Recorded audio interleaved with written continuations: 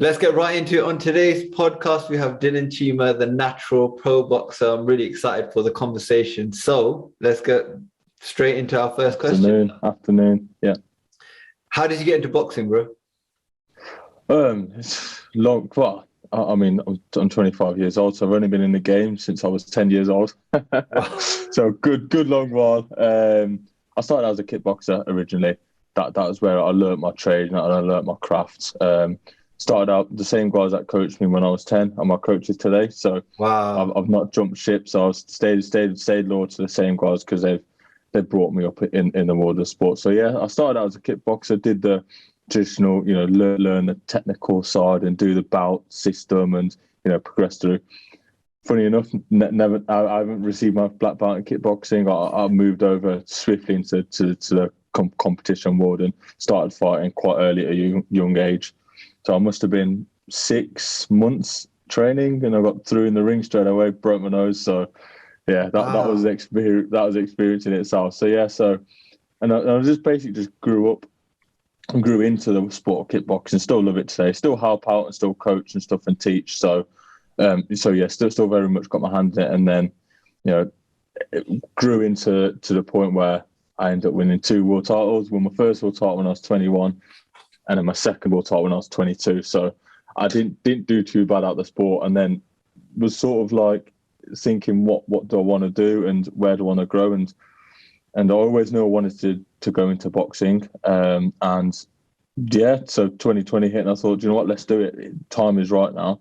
I'm still young. I've grew into my body and sort of got that manpower. So I thought, you know what, let's just give it a try, see what happens. So yeah, started the process. Lockdown hit, so it didn't really help, but I still stayed and worked hard and grafted and still learnt the craft. So very, very lucky in that sense that I still kept myself switched on. And then jumped into 2021 and had 2 professional fights, which was quite crazy because it happened from in such a short space of time. I had 2 quick successful fights. So yeah, martial arts and boxing, kickboxing, it is me through and through, and I've been doing it since I was a young kid. So I absolutely love it every single day.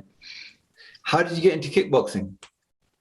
It was, do you know what? It's probably a pretty standard story for most young kids. My best mate at school, Umajit, his dad was the coach, Uncle Baggy. So he was like, I used to go around to obviously his house and stuff all the time. We used to do the Rocky stuff in his house, act like we were Rocky and do the fight scenes. He said, why don't you come down? Like we go and have a laugh. And I think we used to play football for an hour first, and then they used to do 2 hours of training. So I was like, all right, sound. So we used to play football for an hour first, mess around, then the class started and we used to train hard for 2 hours. And then that was it. So he dragged me into the gym, and if I'm honest, I haven't really looked back since. It was, I jumped in the ring obviously quite early on after 6 months of training because they felt I was comfortable. Obviously I broke my nose, which is, not normal, but I absolutely loved it. I don't know what it was. I don't know where it come from. I don't know if it was the adrenaline or the buzz or the, that like real energy that you feel about competing. That's what I fell in love with. And then obviously, the hard work and reward that you get from training and, getting the victory afterwards. That's the bit that I like. And how old were you when you had your first fight? I was 10. And having your first fight, getting your nose broken, did that not put you off?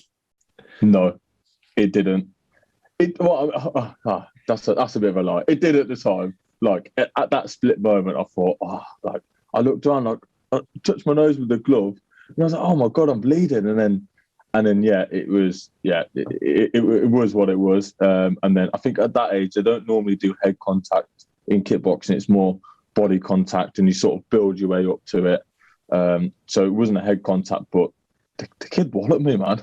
I don't know what he must have something in for me. I don't know, but yeah, he saw something in me and it smacked me in the face. So it didn't put me off though. I competed 3 weeks later against a much more experienced lad, and then I got a lot of praise after that second fight that I had. That other people saw something in me that was probably different. They saw some sort of potential. Obviously, at that age, you don't know where you're going to end up and what you can turn out to be. But I'm so fortunate that I kept myself switched on. I kept myself screwed on because, you get to sort of a little bit older, 13, 14, 15, and, that's the sort of age where I think it's sort of age where you make that decision of what you want to do and how you want to grow. And I was lucky that I chose kickboxing, because if I didn't make that decision back then, then I probably wouldn't even be a professional boxer today. So I'm very lucky that I did make that decision, and my family and close friends supported me along that as well.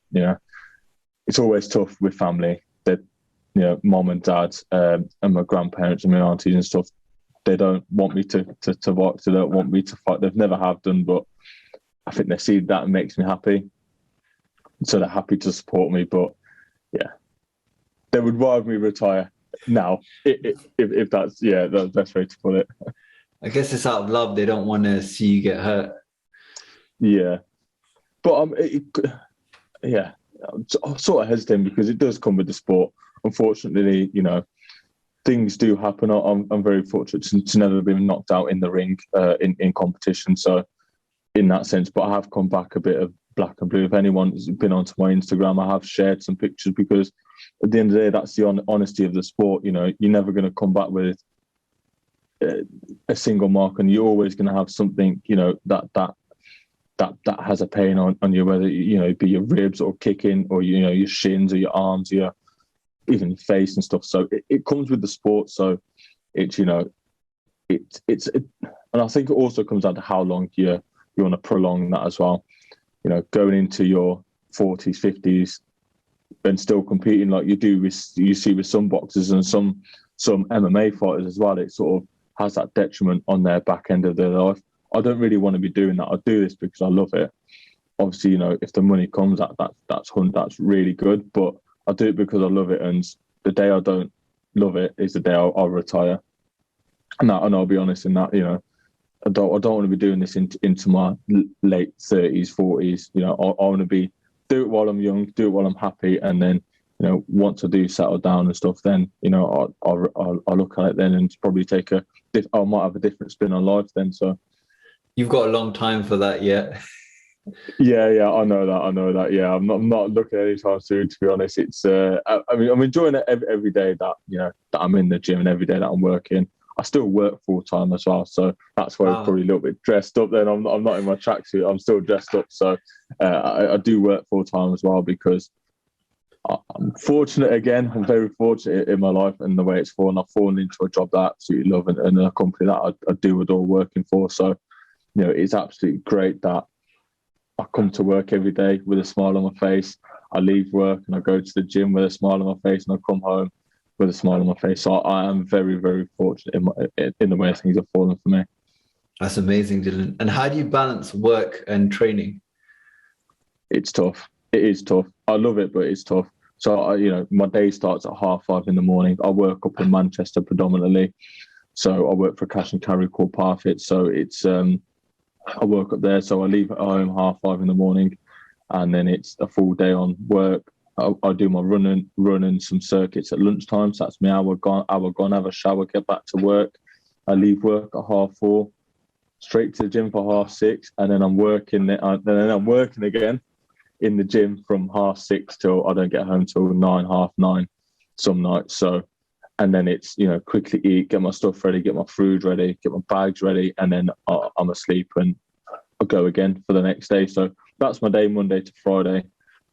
Saturday it's a gym in the morning, and my family run a shop. Well, we've got 2 shops, so I help out in the shop in the afternoon on a Saturday. So that's another full-on day. So I'll do a good half a day on a Saturday, and then Sunday it's more a mad gym session in the morning with Uncle. We go down to a new place called Bidlun Lungar Seva Community Hub over in Walsall. So we train there on a Sunday. They're really supportive and look after me. We train there in the morning, and then Sunday's normally my rest afternoon. I do have one day off in the week. Yeah, I do have one day off in the week where I'll go for a massage and have an early night. You do need that as well. Rest is so important, but it's a hectic lifestyle, man. It's hectic. Yeah. You're very hardworking. Yeah, thank you. It's I think, yeah, for me, if I didn't enjoy what I was doing inside and outside of work, then it would probably be I wouldn't be sat here doing what I'm doing and living the life that I live. So yeah, comes with the grass. It's inspiring because with a lot of the younger generation today, you don't see that kind of work ethic that our parents' generation might have had because they don't have as much reason or as much hunger. Mm-hmm. So what do you think gave you that hunger? I don't know. I mean, it's probably twofold, really. Like from the working, the career aspirations, it was, my parents very much forced me, encouraged me to go down the university route. So I did go to university. I did did do my studies, and I did, follow that traditional route. So because I always knew that if kickboxing or boxing never made me the millions, as they all say, if it didn't make a good life out of it, then you do need a profession to fall back on, and I do believe that as well. You do need something to fall back on. So that was where the hunger, just wanting to do it for myself. Obviously you see a lot of people that are very, I say privileged, but very fortunate in their circumstances. But I think you do have to put the hard work in. If you want to live a nice life, you want to have luxuries and go on nice holidays and all them sort of stuff, you do have to work hard for it, and I do believe in that. And then the boxing side, it's just hunger that I just can't explain to anyone. It is just literally a hunger, a desire to win. I hate losing. 100% I hate losing. I lose and that's it. Even if it's a game of pool or something, I hate it. That's the drive. I hate losing. I noticed in your photos from your last fight, it looks like you have this aggression and this drive in you, which I was wondering, where does that come from? But you've got a whole life, 15 years of experience fighting, so I guess that's where it comes from. Yeah, that's it. I mean, if you ever, I do try and drop some behind the scenes stuff, just so people can really see what it is like behind the scenes, because you don't always sit up in the changing rooms. No one can see that. So I do like for people to see that side of the sport as well, because I'm very much laughing and joking before a fight. Even when I'm warming up doing pads and stuff, I do it. Yeah, don't get me wrong, I'm getting switched on, but I do it with a smile. We do have a laugh and a joke, and then when it comes down and I walk out to the ring, that's the moment that I'm like, right, okay, I need to focus. I need to switch on, because this guy, end of the day, this guy's coming to take my head off. So if I'm not switched on, then something bad could happen, or I could end up losing it, and I don't want that. What age did you realize, or what was the moment when you realized you're actually pretty good at this? Don't know really. Just sort of, I must have been about 13. I was probably about 13 when I got recommended, or I got offered to fight for an English title as a junior. So it's sort of 5 2-minute rounds, or 5 2-minute rounds with a head guard and stuff on. So on an evening show as well. So that was sort of the realize, and my coach just said then, like, we need to probably up your days on training. You probably need to extra, but you also need to do your running and stuff outside. So imagine 13 years old, and I've never done a run in my life, thinking, right, okay, where do I run? Mom, can I go run outside on the street? Can I just do a lap? You're not allowed to do that. It's not safe. It's too dark. All the rest of it. So put my clothes on, put my trackie on, run around the garden. I used to run in my garden for about 45 minutes every night after school, the days I didn't have gym. And then I used to put books in my books in a book bag and do sit-ups on the end of my bed as my circuit, and do some press-ups and stuff after I'd done my run. Then I would go downstairs and have my one roti, because I was dieting. I never used to eat much at school. I used to probably just have a cheese sandwich. That was it. Didn't used to have any of the snacks. And then come back from school, do my running stuff if I wasn't training, and then do my schoolwork. So I know I said earlier, I do like career progression, but at that age I was so focused on just wanting to box, wanting to compete, wanting to kickbox, wanting to fight, and wanting to win those titles. That was probably the age where I realised, you know what, I need to if I want to make this work, I've got to put the hard work in. But I was lucky in that I had so many world champions professional world champions in my gym as well. So my two coaches, Richard Wallace, Simon Akufu, they were former world champion kickboxers themselves. So I watched them train for their world titles, and my uncle Baggy coached them guys as well, exactly the same as how he coached me. So, and it was that seeing them in the gym grafting. So I was like, right, if they're doing it, I've got to do it, and that was it. So that was where the drive used to come from a young kid. It's really interesting. There's a book called The Talent Code, and it looks at people like Khabib and Dagestan and the wrestlers they produce. And the synopsis of that book is a lot of it comes down to being around the right people. If you're around world-class tennis players, you're going to be probably pretty good at tennis, if not very good.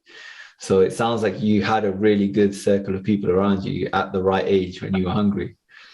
100%, and that does rub off on you as well. Like you said, if you do fall into the wrong crowd, or you do fall into the wrong people, then things do take a turn. But I think, it's. But it also comes down to what decision and what path you make. If you do see those avenues, those routes, and you do decide to take that route, then I think a part of it's got to come down to yourself. Even though those people might guide you, at the end of the day, you decide to walk down that path as well. So, there's got to be some self-responsibility that's got to come with that as well. And that's a good point, because when you get to probably 18, 19, university age, that's often when a lot of people go off track. They stop training, they start drinking heavily and going out and partying. How did you stay away from that at that crucial age? Yeah, I mean, when I was 18, I didn't really used to go out party much. I didn't really used to go out down to a local park or anything like that. So I didn't really do much of that, because at that age, I was probably studying for my A-levels. So I was so focused on A-levels and just keep myself busy in training and stuff. So I didn't really do much of that. But obviously, when I went off to uni, I did like to party. I'll be open that I did like to party and have a good time as well, because that was a release, and that was something new to me as well. Not doing that, living independently, living outside of family. I could go out and realise I can go out and do things that I wouldn't normally do at home. So that was definitely new. So I did, perhaps maybe I took the eye off the ball, but that's when I started to do amateur boxing training, and I fell in love with probably a bit more on the boxing side. And I used to then, I'm very fortunate, my boxing coach, and he took me on under the wing. He was like another uncle to me, Uncle Terry, I call him, because he took me under the wing and really, really looked after me and really put his time into me as well. But at that point, he offered me a job actually, and he was a youth worker as well. We used to run a project funded by the National Lottery. So it was outreach. We used to go out on the streets and try and, help kids get off the streets and use boxing as that avenue to release their tension, release their anger, and allow that to open them up a bit more and talk about things that they probably wouldn't want to talk with their own families, for example, and really support them in that. So so I fell into the youth work as well, and that sort of kept me down a very solid path to where I am today, and sort of deteriorated me from going off the rails and being one of those, what if I could have done this or I could have done that, and that's not me. I was like, do you know what? If I'm going to do it, I'm going to do it, and I don't want no regrets when I'm old and said I could have done this, I could have done that, I had the potential. I don't want to be a wasted potential if I genuinely have it. That's really inspiring. With my kids, they sometimes can get a bit entitled, and I say to them that look at these homeless people, and we've thought about doing homeless runs with them to give them a bit more of an appreciation for things. Yeah, and it sounds like perhaps going out and doing that youth work really showed you a different side of the world and potentially 100%. Keep you on track. Yeah, 100%. It definitely put a different perspective on life. Yeah, it did put a different perspective on life for me, because from the background I'm very fortunate. My family, have looked after me, and have made sure I've lived a very comfortable life in that sense. So when it was sort of very eye-opening to me to realise it's not as black and white out there. That this world is so weird, so different, and it wasn't what I expected it to be. Like what I thought was normal and it's pretty standard. It's not normal for some of these kids. They live a very different life, and that sort of opened me up. But it sort of made me deal with people and children, especially in different way that I would have expected. Gave me a different realization on life and things. So it was definitely beneficial because, had I not been through that experience, maybe the way I'm speaking today might be a bit different. I don't know. That's amazing. And with kickboxing, did you find any transferable skills that have helped you in the boxing? Yeah, so a lot of what I do, I haven't really adapted my style. My coaches, we sat down before I went pro and said, look, we don't want to rip up the script and start again. Let's just go with what you got. We actually started developing in last year, my kickboxing career. I had 4 world title fights, so 4 12-round fights. So it was a very competitive year. Yeah, by the end of the year, I was pretty worn out, but, I wanted to do it and I had some good fights out of it as well, so can't complain. So we actually started moving into the boxing world from that sort of January, from that first fight, and sort of looked at planting my feet and changing my style slightly and working on my hands a bit more. And started actually bringing in professional boxers into sparring while I was doing my training camp for kickboxing as well, which is quite unusual. No one really does that. So I was sort of already heading in that direction already in a year in advance. And what's your opinion of boxing versus kickboxing? Because I did some Muay Thai and the hands are very different in Muay Thai, and the stuff you can get away with is very different in Muay Thai compared to kick with boxing. Yeah, I know. I mean, I think we probably trained with the same guys. So I trained down with Suk and Sav down at Akala Muay Thai. I mean, obviously Gopal that trained out of there as well. So while I was down in London, them guys took me under the wing, and I actually learnt loads off them guys. Super, super knowledgeable. And a lot of it I transferred into kickboxing. And I've used a lot of the stuff in boxing as well. Some of the turns, some of the techniques. Obviously, I'm not going to stand there and throw elbows or knees, but, some of the clinch work is definitely useful and it's handy. So it is different. But that's what I enjoy. That's what I love, because it was something different. It was something new. It was a different style, and I had to think about what I was doing. I couldn't just do my standard kickboxing style with these Muay Thai guys, because they would catch my leg and swept me off my feet, and which I did a few times. But then I was like, right, okay, what's my good assets? It was my hand speed. Okay, I'll use my hands then, and that worked well for me. So it was good in that sense. That I like. That's what really pushes me, because I know that I'm thinking about what I've got to do. It's like going to school and learning a new subject again. It's it's exciting. And that's what I love. I love that excitement of learning a new craft and having to think about it. Amazing. And has it helped you in terms of practically? Because there's lots of kids are getting bullied nowadays, and people often think if you do martial arts, it will help you be more comfortable with your skin. You're less likely to get bullied and be able to defend yourself. What's your experience with that?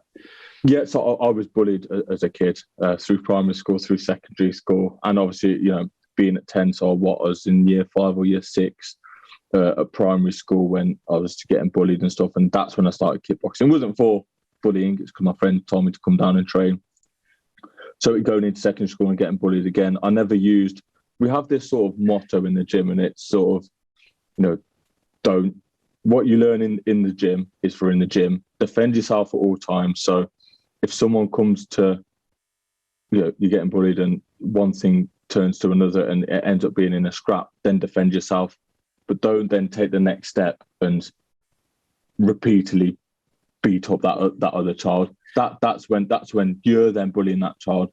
You defend yourself, fair enough, and always defend yourself. Stick up for yourself, and it's never easy. But I never use the what I learned outside it on the street or in school, because I never needed to. I've always tried to diffuse the situation with my words first, never turn your back. But if something does happen, then you know that you can defend yourself. That's one thing that people always say to me. It's oh, you're a boxer. Oh, I better watch myself. No, you better not watch yourself. I'm the softest person in the world. Yeah, stick me in the ring. I'm a different story. But I'll never use or show that aggression.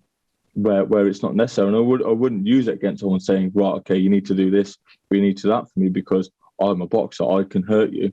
No, I'm not daft, and I'm not stupid. I'm just a happy person, and I would never use that, for my own good. If there is a kid out there getting bullied and the parents are kind of stuck with what to do, would you recommend starting martial arts or boxing? Yeah, definitely, because I think that will probably give that young child a confidence and maybe a bit of discipline and focus as well in the mind. You get some really good martial arts teachers out there that do teach you how to be a good person, as well as learning a trade in a sense as well. So if I was any young child, and that goes for anyone, any child out there, 100% get down to a martial arts gym and give it a try, because I think the skills that you can learn in martial arts in the dojo, on the mat, in the ring, it's 100% transferable into real life situations. Have you found that with your work? Yeah, for sure. Yeah, like I think it's more on the discipline and the mental focus side of things is where I've really helped me. Because in martial arts you have to be focused when you're in your lines and you're learning your technique, you learn your practice. You see it, in karate, for example, it's very strict, very strict rules, and discipline is very important. So, and mental strength. So that's where it's helped me. It's kept me, if I'm doing something or want to progress and grow in something, I'm running a project, for example, that's kept my mind focused and given me the discipline to work hard in that. And if someone wants to learn, how would you recommend finding a club? Just trying out a couple of your local ones, or you kind of hit the lottery with finding a really good club and really good clubs it's always hard, because some of these gold mine, I call them gold mine gyms, because they are where you got the real top-notch teachers. Some of them aren't on Facebook. They might not have Google or Instagram or anything. So it is hard to find. I know word of mouth is very, very, very key. But, I was looking that I found it through a friend. Some people might have that. If you don't, then just hit up Google and search, give a search. If you're ever stuck, shoot a fighter a message at a gym. Even if so, for example, I live in Coventry. I know gyms all around the country. So if someone messaged me and said, "Oh, I'm looking to get into martial arts for myself or for my son or daughter, can you recommend somewhere?" I'm in such a city, I'll be like, yeah, no problem. End of the day, all of us fighters, all of us martial artists, we're here to help. All we want is just to help someone grow to their potential. And we know, and all of us know, martial arts really does help that person. That's amazing. What was turning pro like? It was good. I mean, it was different in the sense of the way the boxing world works. It is a little bit corrupt in a way, but they're very strict. So I had to go for an interview. I had to have an assessment by the British Boxing Board, which I've never done before. Never had to have an interview for a license. You just turn up and fight in kickboxing. And then I had to go for a brain scan, which I have to do every year, a full medical. And then turning pro, it was, to be honest, it felt like another fight for me. I've been doing this for years. I'm used to the whole pressure. Obviously we have two dual drummers that walked me out. That was standard for kickboxing for me. If anyone's followed my kickboxing career, that was my trademark, and that's what we want in boxing as well. So you know that I'm in the room when you can hear the noise and you hear the drums going. So that's what I want. And it was different because I couldn't kick, but it was no different in terms of fighting. At the end of the day, it was just another boxer and another fighter across me in the ring. So I felt comfortable, but I still loved it because it was a new craft. It was something different, a different distance, slightly different style that we've worked on as well. Not changed much, but it was slightly different. So yeah, I'm just looking forward to what this year can bring and what new skills I can show off. Amazing. And who are your favourite fighters in kickboxing or boxing? Kickboxing, it was my two coaches, Simon Akufu, Richard Waller. If no one's heard of them, Google them and watch their fights. because they were in wars and they used to either get good knockouts or they were in good dust up. So that was my kickboxers. In terms of boxing, I love Sugar Ray Leonard, and obviously Muhammad Ali was my idol. It was just the way he moves, just the way he was so fluid and danced around and yeah, fair enough, got in a scrap when he needs to, but it was that movement, the head movement and hit, not getting hit. That's my style for sure. The old school boxers, but I do watch a lot of boxing. I watch every show that's on the weekend because end of the day, it's like it's an education for me. It's a learning game for me. I'm learning every day. So only way you can learn is by watching people, and only way you can grow is by watching, learning, practicing, and doing it yourself. And then hopefully it sets in and you can use it yourself. Yes, there's a really interesting study on basketball players, and they found that just watching or visualizing taking the shot was as effective for them in making improvements as actually practicing basketball. Yeah. So every time you are watching those fights, you are effectively putting yourself in that person's position. The brain is getting trained on those movements or those techniques. So yeah, like you said, you're spot on. It is an education. Yeah, that's it. And I often do that thing where my family hate it if we're watching boxing. They don't really like it, but when I'm in the room, we have to watch it. And I'll pause the fights. If I could see something good, I'll pause the fights, rewind it, watch it again. Oh, I didn't quite see that. I'll watch it again until I can see what movement he's done. Then the next day in the gym, I'll be like, oh, I've seen this on TV, or I'll be talking with one of my coaches and be like, did you watch this fight? Yeah. Did you watch how he done this? Did you see how he done that? Like, yeah, he done it for this reason, or we done it for that reason. And we'll start talking about the situations that boxer went through in that scenario or in any other scenarios of that fight. You know, at the end of the day, it's boxing. Still two guys punching each other, but if you can show off and show something new, that's the best thing. And then, so we start talking through the scenarios and different things. And that's where it really starts to sort of settle in. Because, you know, you could throw a jab 1,000 different ways and you can move your head in 1,000 different ways. But after moving your head, the first time, it could be 10 different scenarios. You can move that and your foot could be in this place, or your weight could be on your back foot instead of your front foot. So your movement's going to be a little bit different to what it was. Chess. Yeah, exactly. That's what it is. It's chess. You're trying to outthink the other person. You're trying to think what they do and react to what they do after you've done what you've done. Dylan, I wanted to ask you, where can people, because this is all really inspiring stuff, and I watched your IG stories leading up to your last fight. So I think people should definitely follow you. Where can they follow you? What's your Instagram handle? I'll add all this to the description box as well, including the names of your coaches and some of their fights, as well as yours. Yeah. So, I really appreciate that. So, so people can follow me on it. My name's just Dylan, Dylan.Cheema, Chema. So just Dylan.Cheema. Bang that into Instagram, and hopefully I'll be the top one that pops up. And I always appreciate everyone's support.